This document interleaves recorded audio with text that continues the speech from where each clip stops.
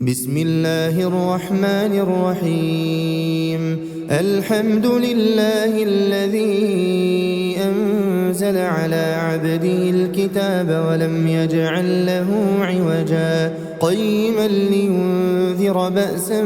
شديدا من لدنه ويبشر المؤمنين الذين يعملون الصالحات أن لهم أجرا حسنا ماكثين فيه أبدا وينذر الذين قالوا اتخذ الله ولدا ما لهم به من علم ولا لآبائهم كبرت كلمة تخرج من أفواههم إن يقولون إلا كذبا فلعلك باخع نفسك على آثارهم إن لم يؤمنوا بهذا الحديث أسفا إنا جعلنا ما على الأرض زينة لها لنبلوهم أيهم أحسن عملا وإنا لجاعلون ما عليها صعيدا جرزا أم حسبت أن أصحاب الكهف والرقيم كانوا من آياتنا عجبا إذ أوى الفتية إلى الكهف فقالوا ربنا آتنا من لدنك رحمة وهيئ لنا من أمرنا رشدا فضربنا على آذانهم في الكهف سنين عددا ثم بعثناهم لنعلم أي الحزبين أحصى لما لبثوا أمدا نحن نقص عليك نبأهم بالحق إنهم فتية آمنوا بربهم وزدناهم هدى وربطنا على قلوبهم إذ قاموا فقالوا ربنا رب السماوات والأرض لن ندعو من دونه إلها لقد قلنا إذا شططا هؤلاء قوم اتخذوا من دونه آلهة لولا يأتون عليهم بسلطان بين فمن أظلم ممن افترى على الله كذبا وإذ اعتزلتموهم وما يعبدون إلا الله فأووا إلى الكهف ينشر لكم ربكم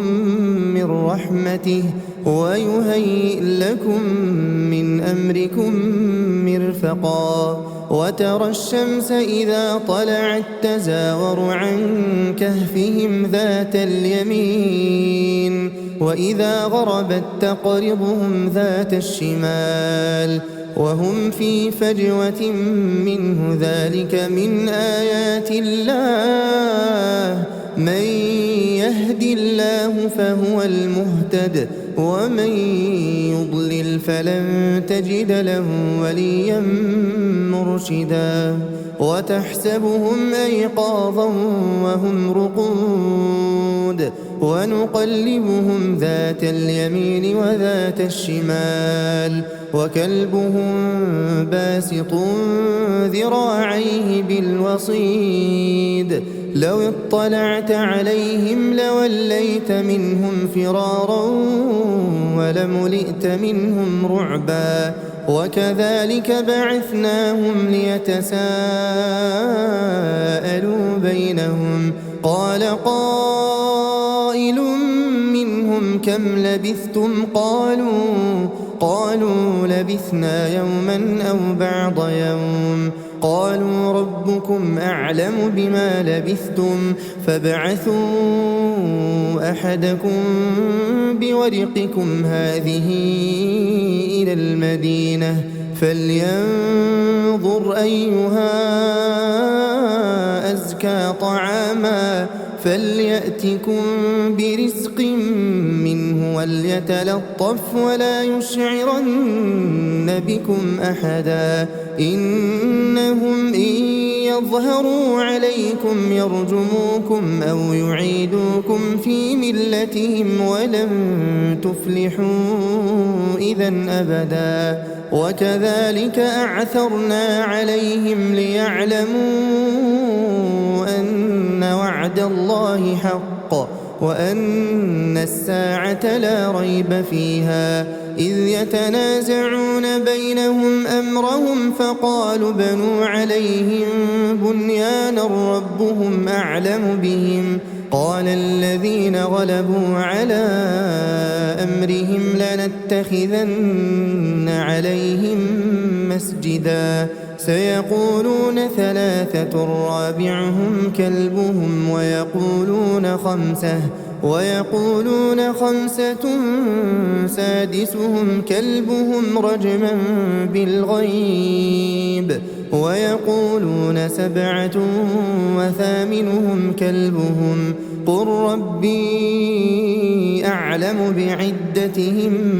ما يعلمهم إلا قليل فلا تمار فيهم إلا مراء ظاهرا ولا تستفت فيهم منهم أحدا ولا تقولن لشيء إني فاعل ذلك غدا إلا أن يشاء الله واذكر ربك إذا نسيت وقل عسى أن يهديني ربي لأقرب من هذا رشدا ولبثوا في كهفهم 300 سنين وازدادوا 9 قل الله أعلم بما لبثوا له غيب السماوات والأرض أبصر به وأسمع ما لهم من دونه من ولي ولا يشرك في حكمه أحدا واتل ما أوحي إليك من كتاب ربك لا مبدل لكلماته ولن تجد من دونه ملتحدا واصبر نفسك مع الذين يدعون ربهم بالغداة والعشي يريدون وجهه ولا تعد عيناك عنهم تريد زينة الحياة الدنيا ولا تطع من أغفلنا قلبه عن ذكرنا واتبع هواه وكان أمره فرطا وقل الحق من ربكم فمن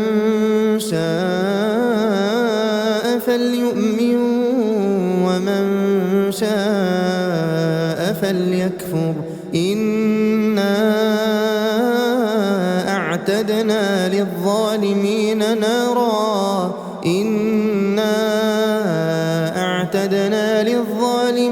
نارا أحاط بهم سرادقها وإن يستغيثوا يغاثوا بماء كالمهل يشوي الوجوه بئس الشراب وساءت مرتفقا إن الذين آمنوا وعملوا الصالحات إنا لا نضيع أجر من أحسن عملا أولئك لهم جنات عدن تجري من تحتهم الأنهار يحلون فيها من أساور من ذهب ويلبسون ثيابا خضرا من سندس واستبرق متكئين فيها على الأرائك نعم الثواب وحسنت مرتفقا واضرب لهم مثل الرجلين جعلنا لأحدهما جنتين من أعناب وحففناهما بنخل وجعلنا بينهما زرعا كلتا الجنتين آتت أكلها ولم تظلم منه شيئا وفجرنا خلالهما نهرا وكان له ثمر فقال لصاحبه وهو يحاوره أنا أكثر منك مالا وأعز نفرا ودخل جنته وهو ظالم لنفسه قال ما أظن أن تبيد هذه أبدا وما أظن الساعة قائمة ولئن رددت إلى ربي لأجدن خيرا منها منقلبا قال له صاحبه وهو يحاوره أكفرت بالذي خلقك من تراب ثم من نطفة ثم سواك رجلا لكن هو الله ربي ولا أشرك بربي أحدا ولولا إذ دخلت جنتك قلت ما شاء الله لا قوة إلا بالله إن ترني أنا أقل منك مالا وولدا فعسى ربي أن يؤتيني خيرا من جنتك ويرسل عليها حسبانا من السماء فتصبح صعيدا زلقا أو يصبح ماؤها غورا فلن تستطيع له طلبا وأحيط بثمره فأصبح يقلب كفيه على ما أنفق فيها وهي خاوية على عروشها ويقول يا ليتني لم أشرك بربي أحدا ولم تكن له فئة ينصرونه من دون الله وما كان منتصرا هنالك الولاية لله الحق هو خير ثوابا وخير عقبا واضرب لهم مثل الحياة الدنيا كماء إن أنزلناه من السماء فاختلط به نبات الأرض فأصبح هشيما تذروه الرياح وكان الله على كل شيء مقتدرا المال والبنون زينة الحياة الدنيا والباقيات الصالحات خير عند ربك ثوابا وخير أملا ويوم نسير الجبال وترى الأرض بارزة وحشرناهم فلم نغادر منهم أحدا وعرضوا على ربك صفا لقد جئتمونا كما خلقناكم أول مرة بل زعمتم أن لن نجعل لكم موعدا ووضع الكتاب فترى المجرمين مشفقين مما فيه ويقولون يا ويلتنا ما لهذا الكتاب لا يغادر صغيرة ولا كبيرة إلا أحصاها ووجدوا ما عملوا حاضرا ولا يظلم ربك أحدا وإذ قلنا للملائكة اسجدوا لآدم فسجدوا إلا إبليس كان من الجن ففسق عن أمر ربه أفتتخذونه وذريته أولياء من دوني وهم لكم عدو بئس للظالمين بدلا ما أشهدتهم خلق السماوات والأرض ولا خلق أنفسهم وما كنت متخذ المضلين عضدا ويوم يقول نادوا شركائي الذين زعمتم فدعوهم فلم يستجيبوا لهم وجعلنا بينهم موبقا ورأى المجرمون النار فظنوا أنهم مواقعوها ولم يجدوا عنها مصرفا ولقد صرفنا في هذا القرآن للناس من كل مثل وكان الإنسان أكثر شيء جدلا وما منع الناس أن يؤمنوا إذ جاءهم الهدى ويستغفروا ربهم إلا أن تأتيهم سنة الأولين أو يأتيهم العذاب قبلا وما نرسل المرسلين إلا مبشرين ومنذرين ويجادل الذين كفروا بالباطل ليدحضوا به الحق واتخذوا آياتي وما أنذروا هزوا ومن أظلم ممن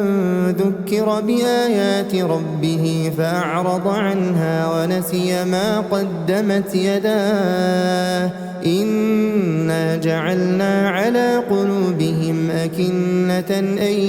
يفقهوه وفي آذانهم وقرا وإن تدعهم إلى الهدى فلن يهتدوا إذا أبدا وربك الغفور ذو الرحمة لو يؤاخذهم بما كسبوا لعجل لهم العذاب بل لهم موعد لن يجدوا من دونه موئلا وتلك القرى أهلكناهم لما ظلموا وجعلنا لمهلكهم موعدا وإذ قال موسى لفتاه لا أبرح حتى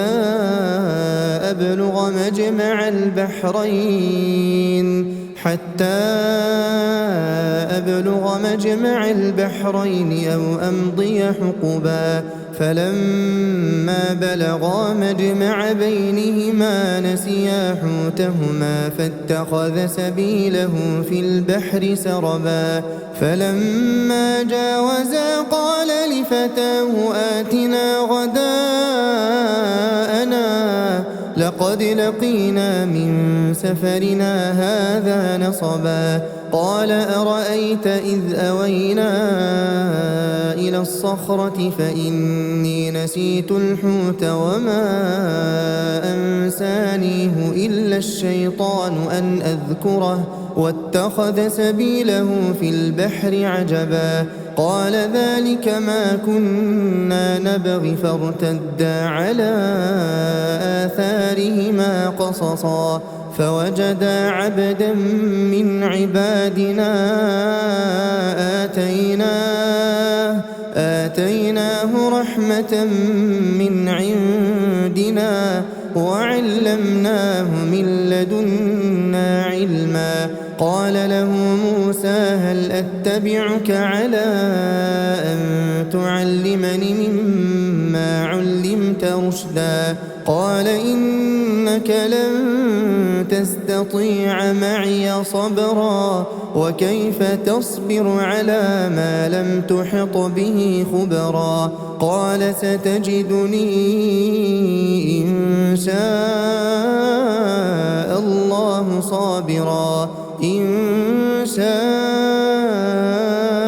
الله صابرا ولا أعصي لك أمرا قال فإن اتبعتني فلا تسألني عن شيء حتى أحدث لك منه ذكرا. فانطلقا حتى إذا ركبا في السفينة خرقها قال أخرقتها لتغرق أهلها لقد جئت شيئا إمرا. قال ألم أقل إنك لن تستطيع معي صبرا. قال لا تؤاخذني بما نسيت ولا ترهقني من أمري عسرا. فانطلقا حتى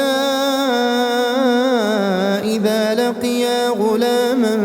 فقتله قال أقتلت نفسا زكية بغير نفس لقد جئت شيئا نكرا. قال ألم أقل لك إنك لن تستطيع معي صبرا. قال إن سألتك عن شيء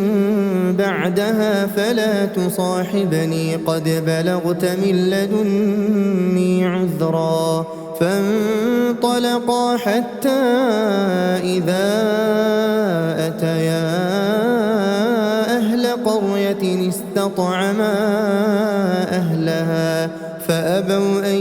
يضيفوهما فوجدا فيها جدارا يريد أن ينقض فأقامه. قال لو شئت لاتخذت عليه أجرا. قال هذا فراق بيني وبينك سأنبئك بتأويل ما لم تستطع عليه صبرا. أما السفينة فكانت لمساكين يعملون في البحر فأردت أن أعيبها وكان وراءهم ملك يأخذ كل سفينة غصبا. وأما الغلام فكان أبواه مؤمنين فخشينا أن يرهقهما طغيانا وكفرا فأردنا أن يبدلهما ربهما خيرا منه زكاة وأقرب رحما. وأما الجدار فكان لغلامين يتيمين في المدينة وكان تحته كنز لهما وكان أبوهما صالحا. فأراد ربك أن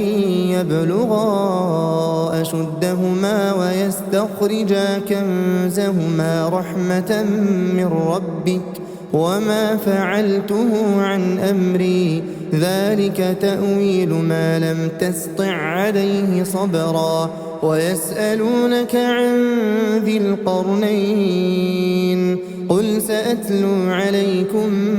منه ذكرا. إنا مكنا له في الأرض وآتيناه من كل شيء سببا فأتبع سببا حتى إذا بلغ مغرب الشمس وجدها تغرب في عين حمئة ووجد عندها قوما قلنا يا ذا القرنين إما أن تعذب وإما أن تتخذ فيهم حسنا. قال أما من ظلم فسوف نعذبه ثم يرد إلى ربه فيعذبه عذابا نكرا. وأما من آمن وعمل صالحا فله جزاء الحسنى وسنقول له من أمرنا يسرا. ثم أتبع سببا حتى إذا بلغ مطلع الشمس وجدها تطلع على قوم لم نجعل لهم من دونها سترا. كذلك وقد أحطنا بما لديه خبرا. ثم أتبع سببا حتى إذا بلغ بين السدين وجد من دونهما قوما لا يكادون يفقهون قولا قالوا يا ذا القرنين إن يأجوج ومأجوج مفسدون في الأرض فهل نجعل لك خرجا على أن تجعل بيننا وبينهم سدا قال ما مكني فيه ربي خير فأعينوني بقوة أجعل بينكم وبينهم ردما آتوني زبر الحديد حتى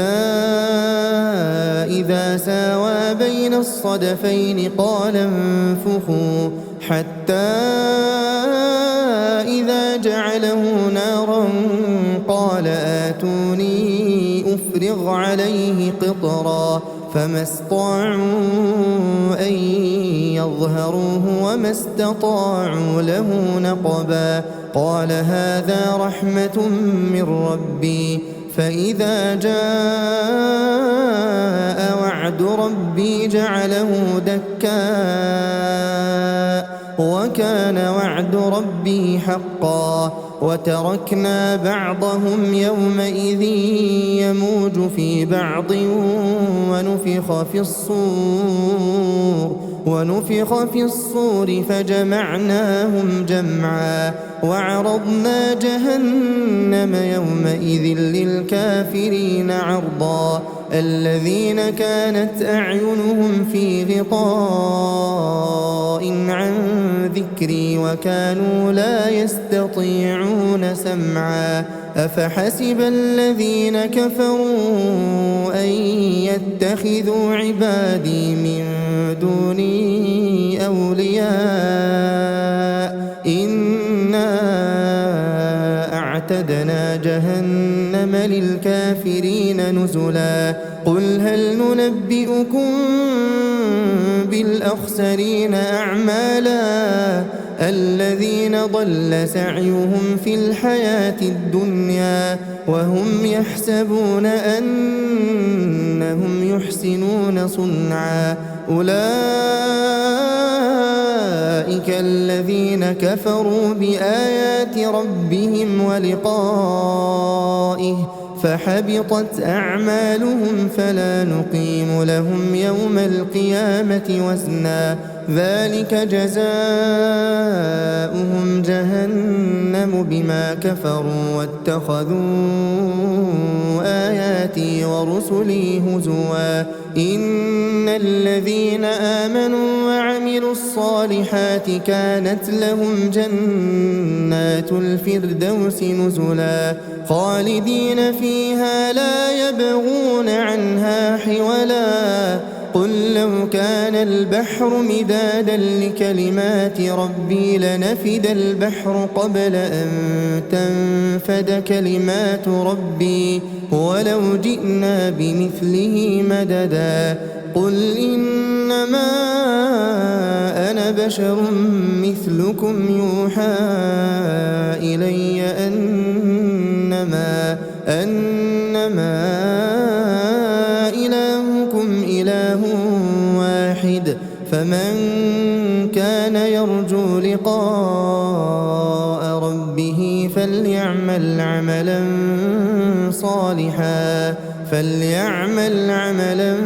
صالحا ولا يشرك بعبادة ربه أحدا بسم الله الرحمن الرحيم الحمد لله الذي أنزل على عبده الكتاب ولم يجعل له عوجا قيما لينذر بأسا شديدا من لدنه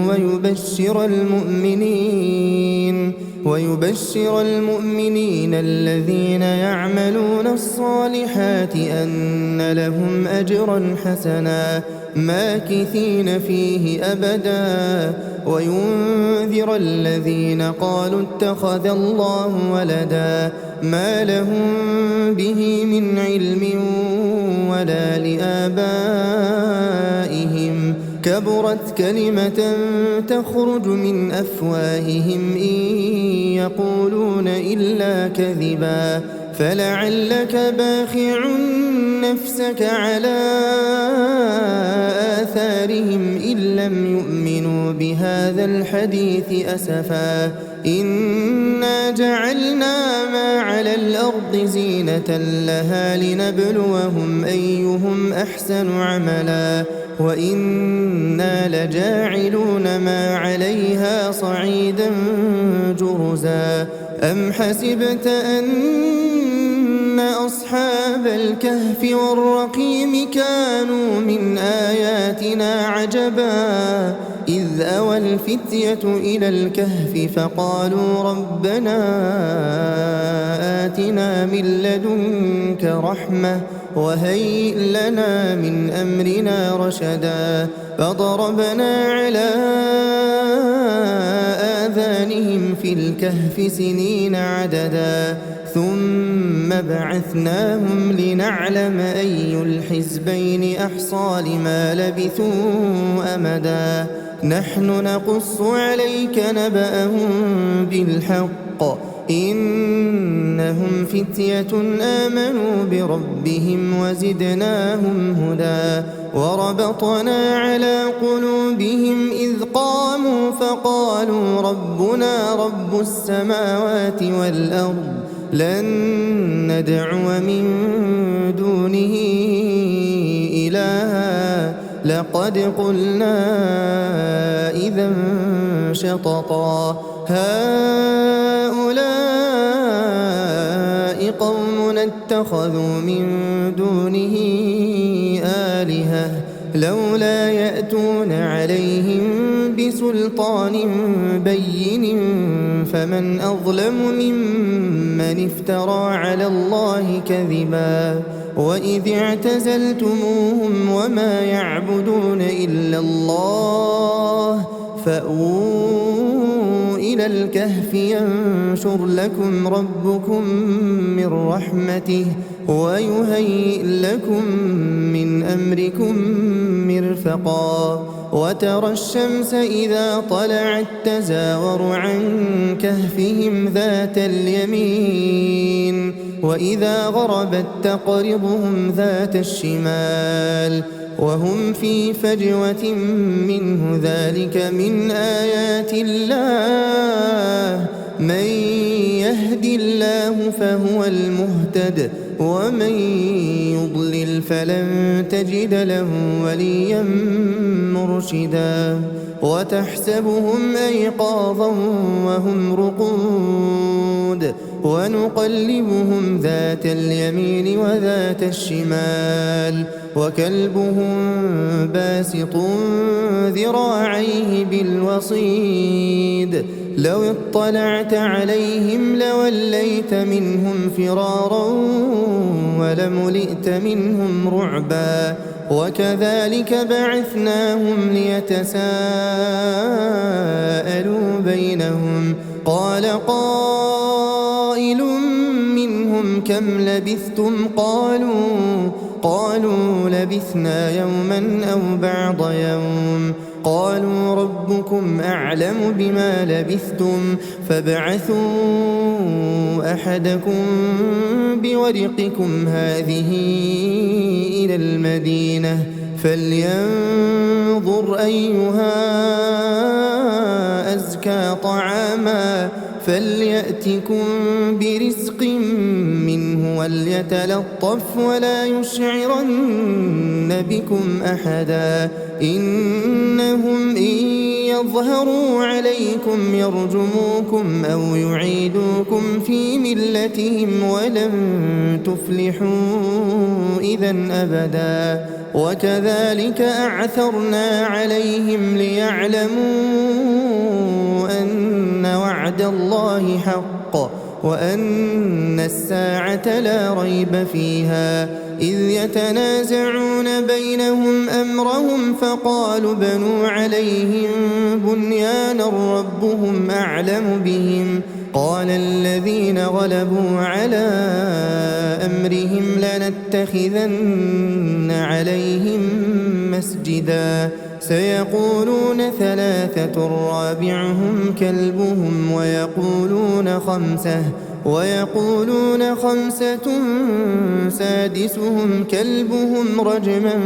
بالغيب ويقولون سبعة وثامنهم كلبهم قل ربي أعلم بعدتهم ما يعلمهم إلا قليل فلا تمار فيهم إلا مراء ظاهرا ولا تستفت فيهم منهم أحدا ولا تقولن لشيء إني فاعل ذلك غدا إلا أن يشاء الله واذكر ربك إذا نسيت وقل عسى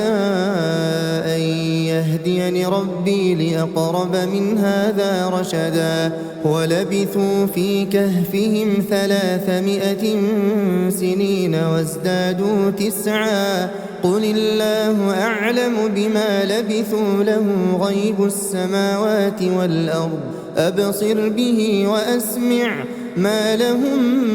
من دونه من ولي ولا يشرك في حكمه أحدا واتل ما أوحي إليك من كتاب ربك لا مبدل لكلماته ولن تجد من دونه ملتحدا واصبر نفسك مع الذين يدعون ربهم بالغداة والعشي يريدون وجهه ولا تعد عيناك عنهم تريد زينة الحياة الدنيا ولا تطع من أغفلنا قلبه عن ذكرنا واتبع هواه وكان أمره فرطا وقل الحق من ربكم فمن شاء فليؤمن ومن شاء فليكفر إنا أعتدنا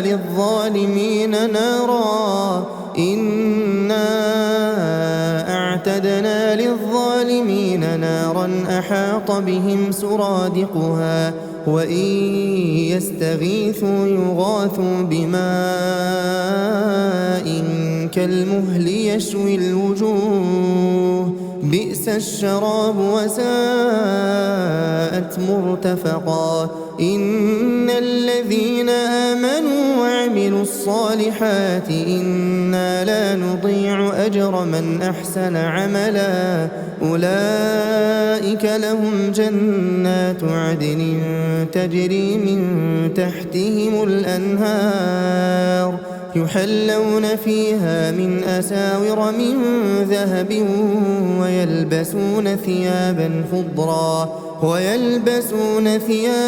خضرا من سندس واستبرق متكئين فيها على الأرائك نعم الثواب وحسنت مرتفقا واضرب لهم مثل الرجلين جعلنا لأحدهما جنتين من أعناب وحففناهما بنخل وجعلنا بينهما زرعا كلتا الجنتين آتت أكلها ولم تظلم منه شيئا وفجرنا خلالهما نهرا وكان له ثمر فقال لصاحبه وهو يحاوره أنا أكثر منك مالا وأعز نفرا ودخل جنته وهو ظالم لنفسه قال ما أظن أن تبيد هذه أبدا وما أظن الساعة قائمة ولئن رددت ولئن رددت إلى ربي لأجدن خيرا منها منقلبا قال له صاحبه وهو يحاوره أكفرت بالذي خلقك من تراب ثم من نطفة ثم سواك رجلا لكن هو الله ربي ولا أشرك بربي أحدا ولولا إذ دخلت جنتك قلت ما شاء الله لا قوة إلا بالله إن ترني أنا أقل منك مالا وولدا فعسى ربي أن يؤتيني خيرا من جنتك ويرسل عليها حسبانا من السماء فتصبح صعيدا زلقا أو يصبح ماؤها غورا فلن تستطيع له طلبا وأحيط بثمره فأصبح يقلب كفيه على ما أنفق فيها وهي خاوية على عروشها ويقول يا ليتني لم أشرك بربي أحدا ولم تكن له فئة ينصرونه من دون الله وما كان منتصرا هنالك الولاية لله الحق هو خير ثوابا وخير عقبا واضرب لهم مثل الحياة الدنيا كماء إن أنزلناه من السماء فاختلط به نبات الأرض فأصبح هشيما تذروه الرياح وكان الله على كل شيء مقتدرا المال والبنون زينة الحياة الدنيا والباقيات الصالحات خير عند ربك ثوابا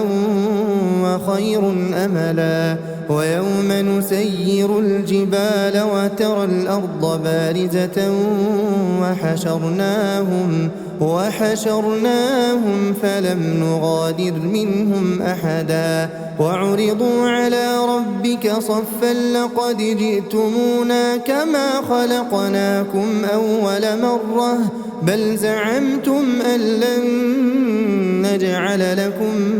موعدا ووضع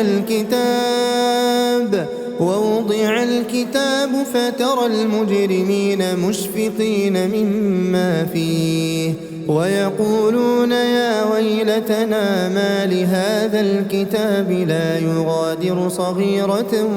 ولا كبيرة إلا أحصاها ووجدوا ما عملوا حاضرا ولا يظلم ربك أحدا وإذ قلنا للملائكة اسجدوا لآدم فسجدوا إلا إبليس كان من الجن ففسق عن أمر ربه أفتتخذونه وذريته أولياء من دوني وهم لكم عدو بئس للظالمين بدلا ما أشهدتهم خلق السماوات والأرض ولا خلق أنفسهم وما كنت متخذ المضلين عضدا ويوم يقول نادوا شركائي الذين زعمتم فدعوهم فلم يستجيبوا لهم وجعلنا بينهم موبقا ورأى المجرمون النار فظنوا أنهم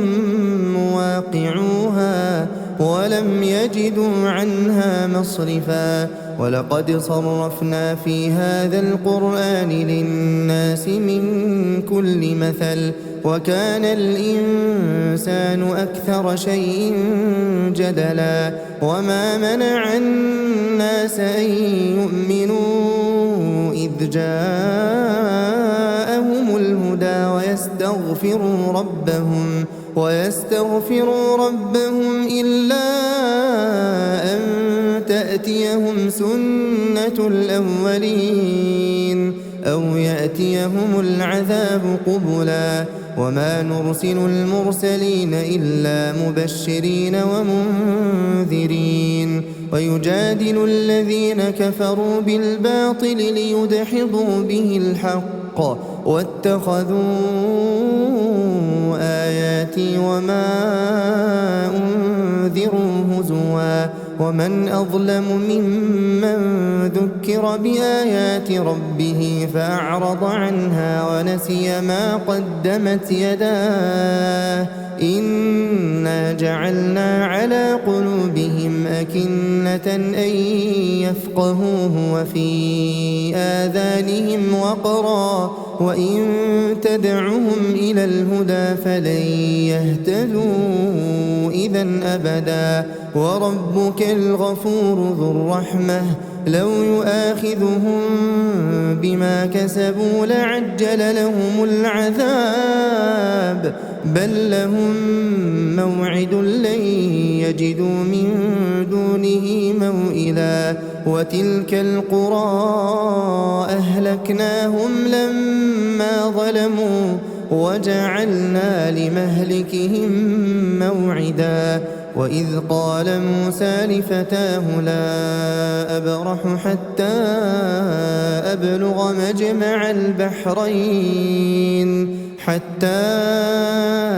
أبلغ مجمع البحرين أو أمضي حقبا فلما بلغا مجمع بينهما نسيا حوتهما فاتخذ سبيله في البحر سربا فلما جاوزا قال لفتاه آتنا غداءنا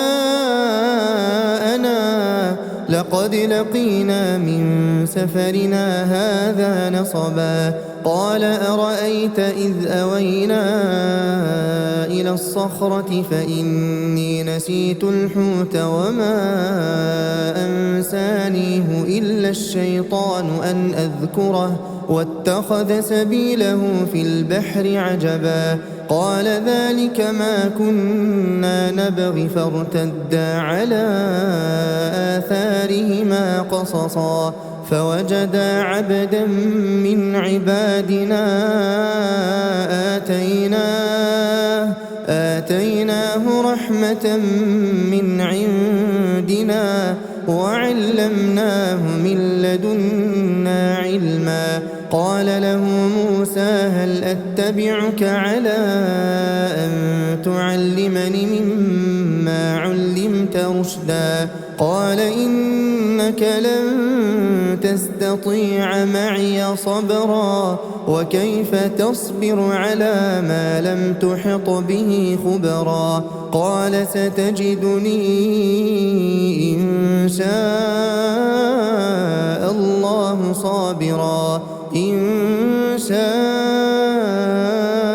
الله صابرا ولا أعصي لك أمرا قال فإن اتبعتني فلا تسألني عن شيء حتى أحدث لك منه ذكرا فانطلقا حتى إذا ركبا في السفينة خرقها قال أخرقتها لتغرق أهلها لقد جئت شيئا إمرا قال ألم أقل إنك لن تستطيع معي صبرا قال لا تؤاخذني بما نسيت ولا ترهقني من أمري عسرا فانطلقا حتى إذا لقيا غلاما قال أقتلت نفسا زكية بغير نفس لقد جئت شيئا نكرا قال ألم أقل لك إنك لن تستطيع معي صبرا قال إن سألتك عن شيء بعدها فلا تصاحبني قد بلغت من لدني عذرا فانطلقا حتى إذا أتيا أهل قرية استطعما أهلها فأبوا أن يضيفوهما فوجدا فيها جدارا يريد أن ينقض فأقامه قال لو شئت لاتخذت عليه أجرا قال هذا فراق بيني وبينك سأنبئك بتأويل ما لم تستطع عليه صبرا أما السفينة فكانت لمساكين يعملون في البحر فأردت أن أعيبها وكان وراءهم ملك يأخذ كل سفينة غصبا وأما الغلام فكان أبواه مؤمنين فخشينا أن يرهقهما طغيانا وكفرا فأردنا أن يبدلهما ربهما خيرا منه زكاة وأقرب رحما وأما الجدار فكان لغلامين يتيمين في المدينة وكان تحته كنز لهما وكان أبوهما صالحا فأراد ربك أن يبلغا أشدهما ويستخرجا كنزهما رحمة من ربك وما فعلته عن أمري ذلك تأويل ما لم تسطع عليه صبرا ويسألونك عن ذي القرنين قل سأتلو عليكم منه ذكرا إنا مكنا له في الأرض وآتيناه من كل شيء سببا فأتبع سببا حتى إذا بلغ مغرب الشمس وجدها تغرب في عين حمئة ووجد عندها قوما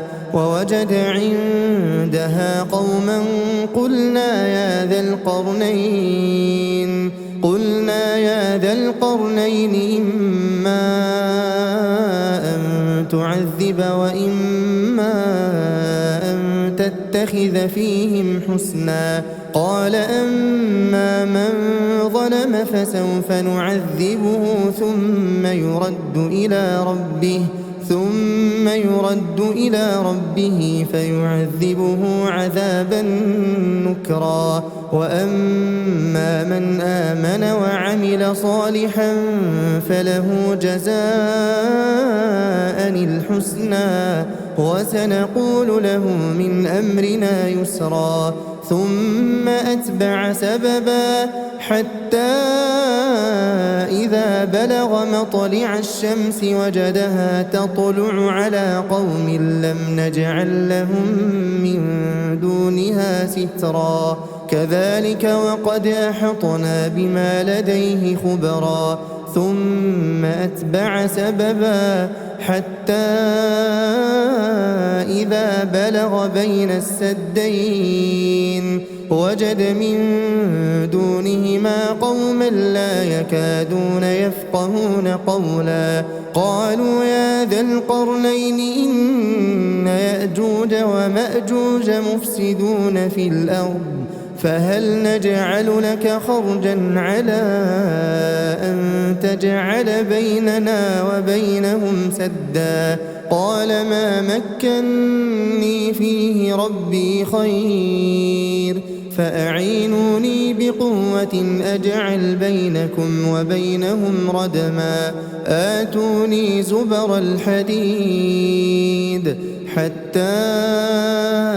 إذا ساوى بين الصدفين قال انفخوا حتى إذا جعله نارا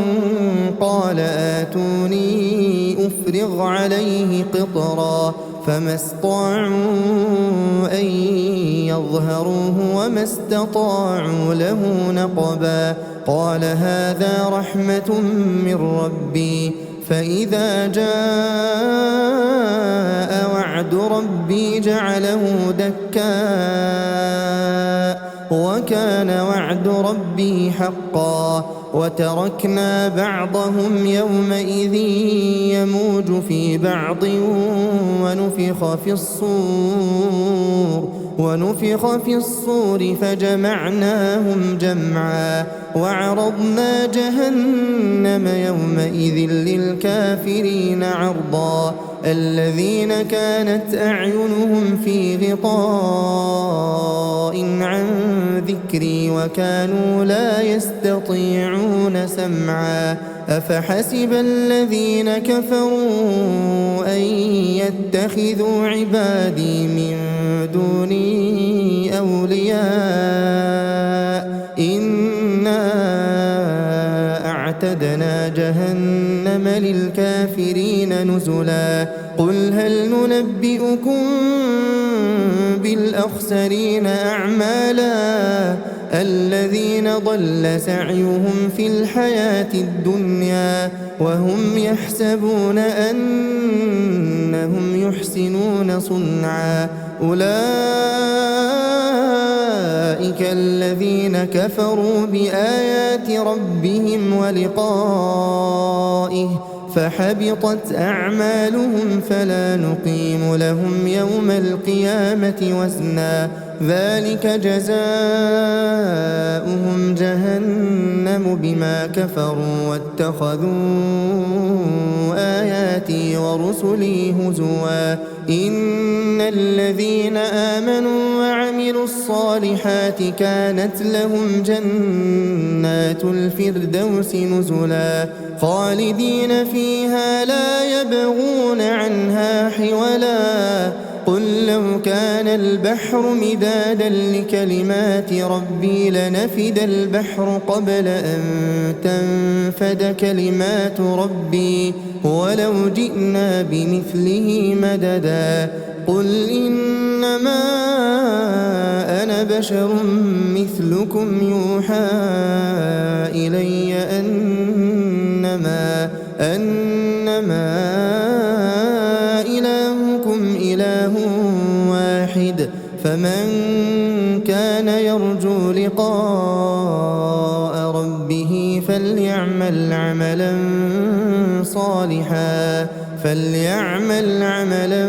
صالحا ولا يشرك بعبادة ربه أحدا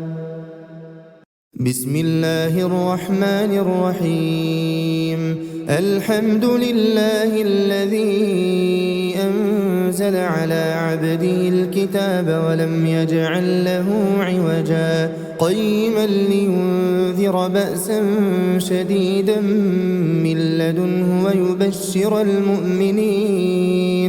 ويبشر المؤمنين الذين يعملون الصالحات أن لهم أجرا حسنا ماكثين فيه أبدا وينذر الذين قالوا اتخذ الله ولدا ما لهم به من علم ولا لآبائهم كبرت كلمة تخرج من أفواههم إن يقولون إلا كذبا فلعلك باخع نفسك على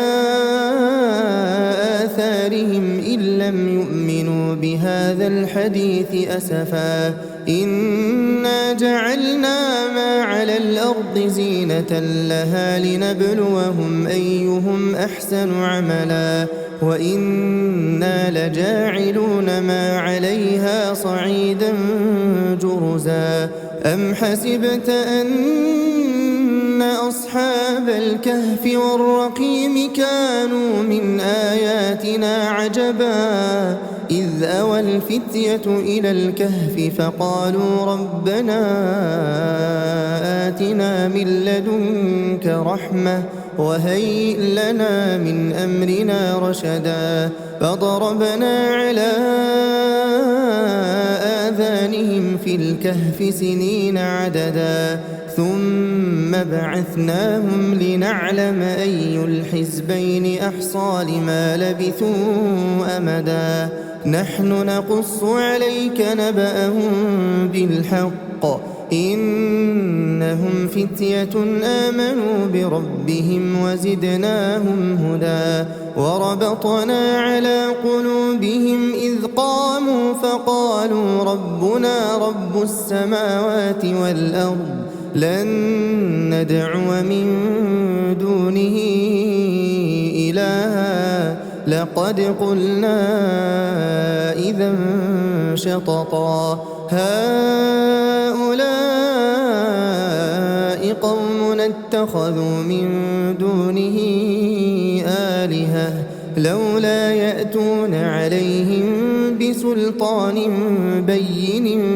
فمن أظلم ممن افترى على الله كذبا وإذ اعتزلتموهم وما يعبدون إلا الله فأووا إلى الكهف ينشر لكم ربكم من رحمته ويهيئ لكم من أمركم مرفقا وترى الشمس إذا طلعت تزاور عن كهفهم ذات اليمين وإذا غربت تقرضهم ذات الشمال وهم في فجوة منه ذلك من آيات الله من يهد الله فهو المهتد ومن يضلل فلن تجد له وليا مرشدا وتحسبهم أيقاظا وهم رقود ونقلبهم ذات اليمين وذات الشمال وكلبهم باسط ذراعيه بالوصيد لو اطلعت عليهم لوليت منهم فرارا ولملئت منهم رعبا وكذلك بعثناهم ليتساءلوا بينهم قال قائل منهم كم لبثتم قالوا لبثنا يوما أو بعض يوم قالوا ربكم أعلم بما لبثتم فابعثوا أحدكم بورقكم هذه إلى المدينة فلينظر أيها أزكى طعاما فليأتكم برزق منه وليتلطف ولا يشعرن بكم أحدا إنهم إن يظهروا عليكم يرجموكم أو يعيدوكم في ملتهم ولن تفلحوا إذا أبدا وكذلك أعثرنا عليهم ليعلموا أن وعد الله حق وأن الساعة لا ريب فيها إذ يتنازعون بينهم أمرهم فقالوا بنوا عليهم بنيانا ربهم أعلم بهم قال الذين غلبوا على أمرهم لنتخذن عليهم مسجدا سيقولون ثلاثة رابعهم كلبهم ويقولون خمسة سادسهم كلبهم رجما بالغيب ويقولون سبعة وثامنهم كلبهم قل ربي أعلم بعدتهم ما يعلمهم إلا قليل فلا تمار فيهم إلا مراء ظاهرا ولا تستفت فيهم منهم أحدا ولا تقولن لشيء إني فاعل ذلك غدا إلا أن يشاء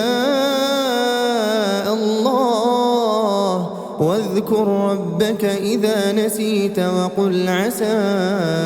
أن يهديني ربي لأقرب من هذا رشدا ولبثوا في كهفهم 300 سنين وازدادوا 9 قل الله أعلم بما لبثوا له غيب السماوات والأرض أبصر به وأسمع ما لهم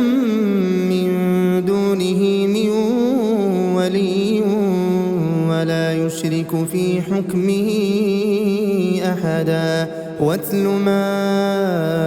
أوحي إليك من كتاب ربك لا مبدل لكلماته ولن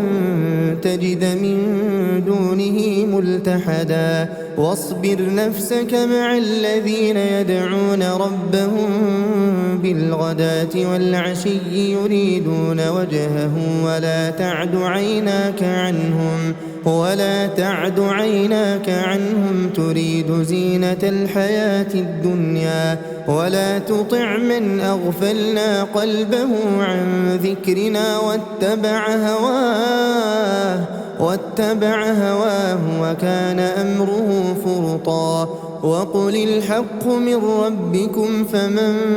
شاء فليؤمن ومن شاء فليكفر إنا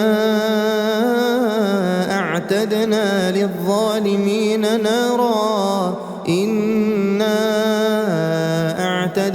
للظالمين نارا أحاط بهم سرادقها وإن يستغيثوا يغاثوا بماء كالمهل يشوي الوجوه بئس الشراب وساءت مرتفقا إن الذين آمنوا وعملوا الصالحات إنا لا نضيع أجر من أحسن عملا أولئك لهم جنات عدن تجري من تحتهم الأنهار يحلون فيها من أساور من ذهب ويلبسون ثيابا خضرا من سندس واستبرق متكئين فيها على الأرائك نعم الثواب وحسنت مرتفقا واضرب لهم مثل الرجلين جعلنا لأحدهما جنتين من أعناب وحففناهما بنخل وجعلنا بينهما زرعا كلتا الجنتين آتت أكلها ولم تظلم منه شيئا وفجرنا خلالهما نهرا وكان له ثمر فقال لصاحبه وهو يحاوره أنا أكثر منك مالا وأعز نفرا ودخل جنته وهو ظالم لنفسه قال ما أظن أن تبيد هذه أبدا وما أظن الساعة قائمة ولئن رددت إلى ربي لأجدن خيرا منها منقلبا قال له صاحبه وهو يحاوره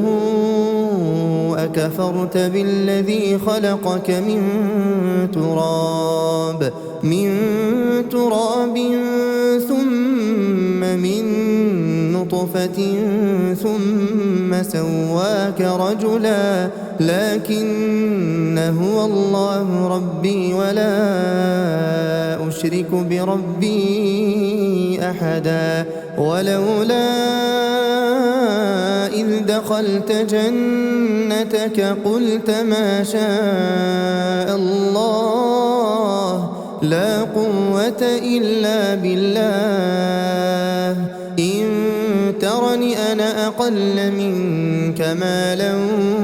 وولدا فعسى ربي أن يؤتيني خيرا من جنتك ويرسل عليها حسبانا من السماء فتصبح صعيدا زلقا أو يصبح ماؤها غورا فلن تستطيع له طلبا وأحيط بثمره فأصبح يقلب كفيه على ما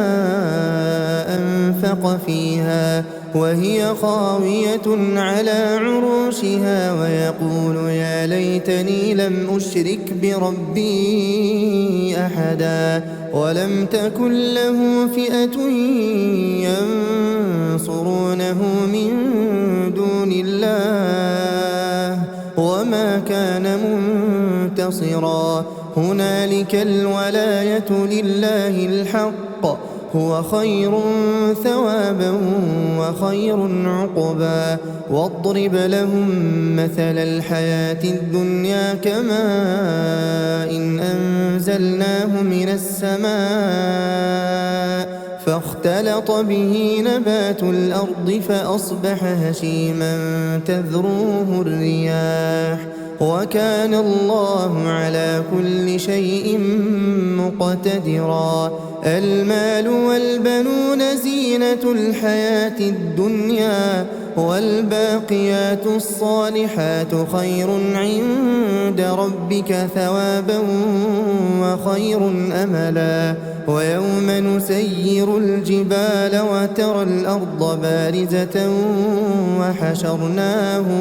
وحشرناهم فلم نغادر منهم أحدا وعرضوا على ربك صفا لقد جئتمونا كما خلقناكم أول مرة بل زعمتم أن لن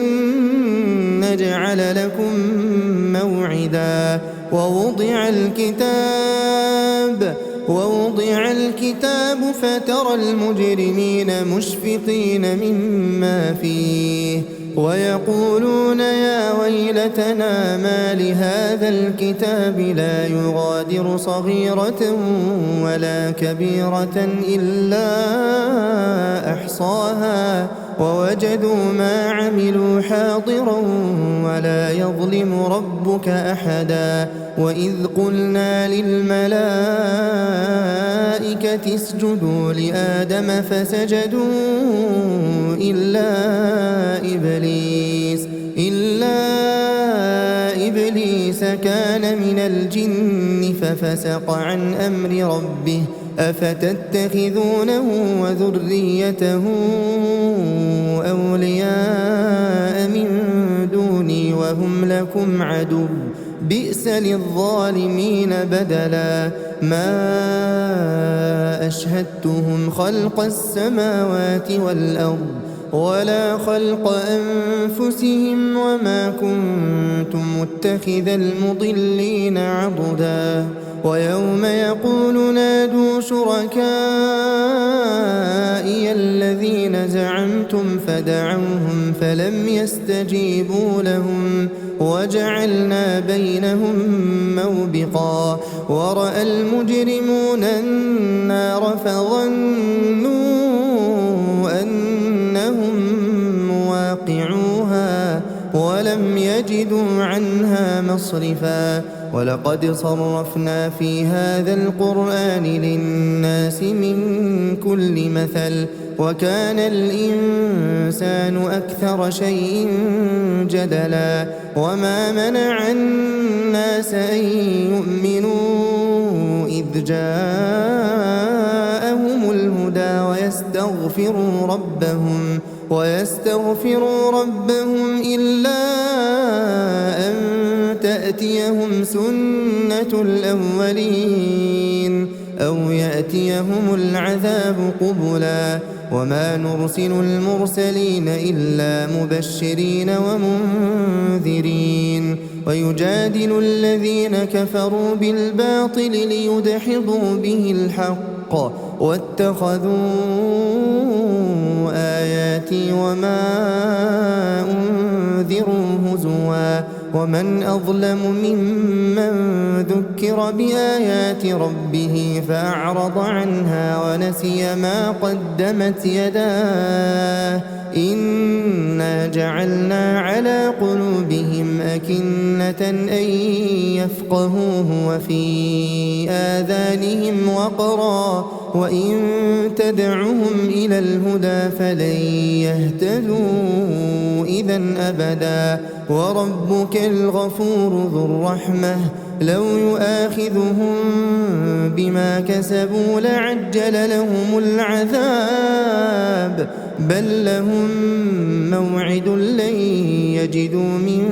دونه موئلا وتلك القرى أهلكناهم لما ظلموا وجعلنا لمهلكهم موعدا وإذ قال موسى لفتاه لا أبرح حتى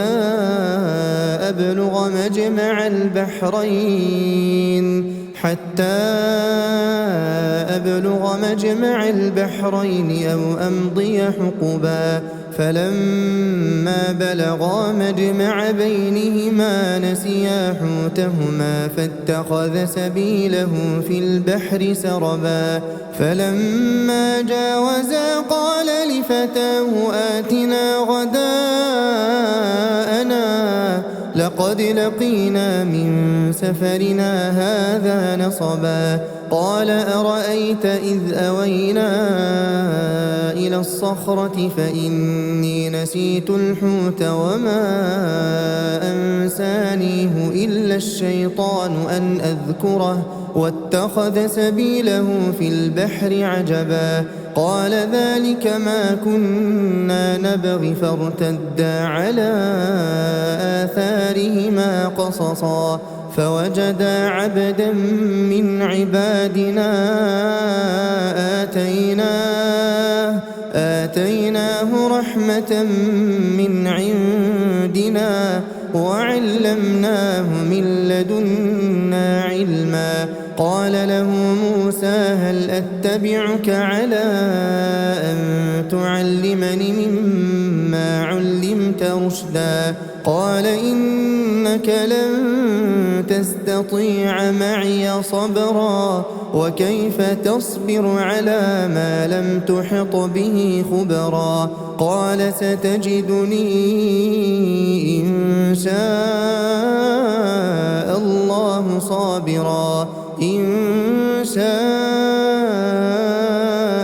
الله صابرا ولا أعصي لك أمرا قال فإن اتبعتني فلا تسألني عن شيء حتى أحدث لك منه ذكرا فانطلقا حتى إذا ركبا في السفينة خرقها قال أخرقتها لتغرق أهلها لقد جئت شيئا إمرا قال ألم أقل إنك لن تستطيع معي صبرا قال لا تؤاخذني بما نسيت ولا ترهقني من أمري عسرا فانطلقا حتى إذا لقيا غلاما فقتله قال أقتلت نفسا زكية بغير نفس لقد جئت شيئا نكرا قال ألم أقل لك إنك لن تستطيع معي صبرا قال إن سألتك عن شيء بعدها فلا تصاحبني قد بلغت من لدني عذرا فانطلقا حتى إذا أتيا أهل قرية استطعما أهلها رحمًا فأبوا أن يضيفوهما فوجدا فيها جدارا يريد أن ينقض فأقامه قال لو شئت لاتخذت عليه أجرا قال هذا فراق بيني وبينك سأنبئك بتأويل ما لم تستطع عليه صبرا أما السفينة فكانت لمساكين يعملون في البحر فأردت أن أعيبها وكان وراءهم ملك يأخذ كل سفينة غصبا وأما الغلام فكان أبواه مؤمنين فخشينا أن يرهقهما طغيانا وكفرا فأردنا أن يبدلهما ربهما خيرا منه زكاة وأقرب رحما وأما الجدار فكان لغلامين يتيمين في المدينة وكان تحته كنز لهما وكان أبوهما صالحا فأراد ربك أن يبلغا أشدهما ويستخرجا كنزهما رحمة من ربك وما فعلته عن أمري ذلك تأويل ما لم تسطع عليه صبرا ويسألونك عن ذي القرنين قل سأتلو عليكم منه ذكرا إنا مكنا له في الأرض وآتيناه من كل شيء سببا فأتبع سببا حتى إذا بلغ مغرب الشمس وجدها تغرب في عين حمئة ووجد عندها قوما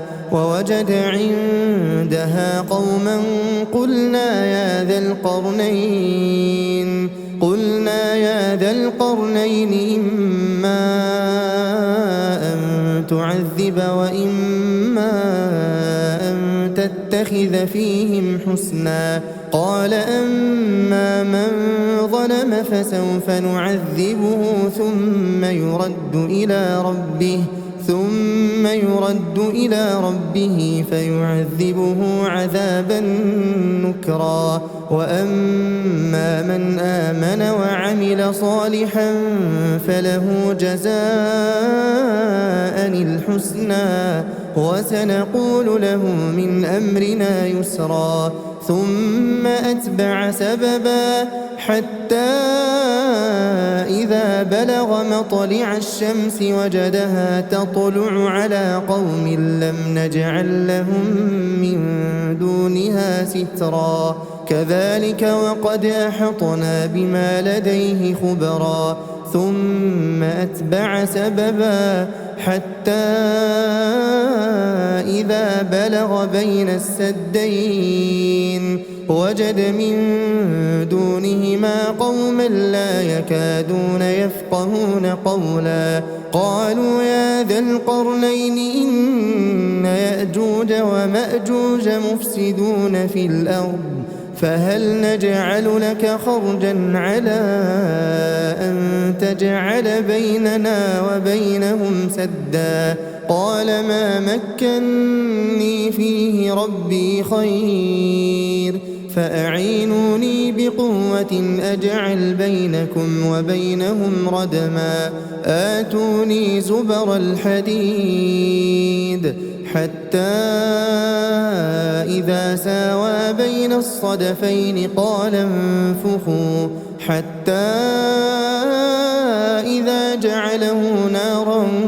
قال آتوني أفرغ عليه قطرا فما استطاعوا أن يظهروه وما استطاعوا له نقبا قال هذا رحمة من ربي فإذا جاء وعد ربي جعله دكاء وكان وعد ربي حقا وتركنا بعضهم يومئذ يموج في بعض ونفخ في الصور فجمعناهم جمعا وعرضنا جهنم يومئذ للكافرين عرضا الذين كانت أعينهم في غطاء عن ذكري وكانوا لا يستطيعون سمعا أفحسب الذين كفروا أن يتخذوا عبادي من دوني أولياء إنا أعتدنا جهنم للكافرين نزلا قل هل ننبئكم بالأخسرين أعمالا الذين ضل سعيهم في الحياة الدنيا وهم يحسبون أنهم يحسنون صنعا أولئك الذين كفروا بآيات ربهم ولقائه فحبطت أعمالهم فلا نقيم لهم يوم القيامة وزنا ذلك جزاؤهم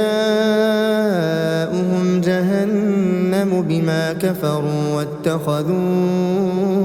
آياتي ورسلي هزوا إن الذين آمنوا وعملوا الصالحات كانت لهم جنات الفردوس نزلا خالدين فيها لا يبغون عنها حولا قل لو كان البحر مدادا لكلمات ربي لنفد البحر قبل أن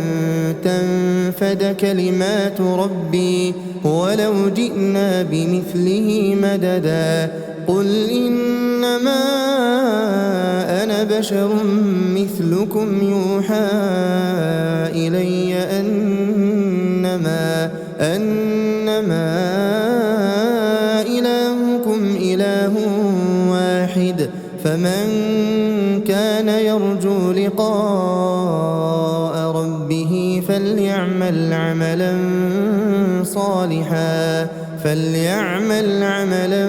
صالحا ولا يشرك بعبادة ربه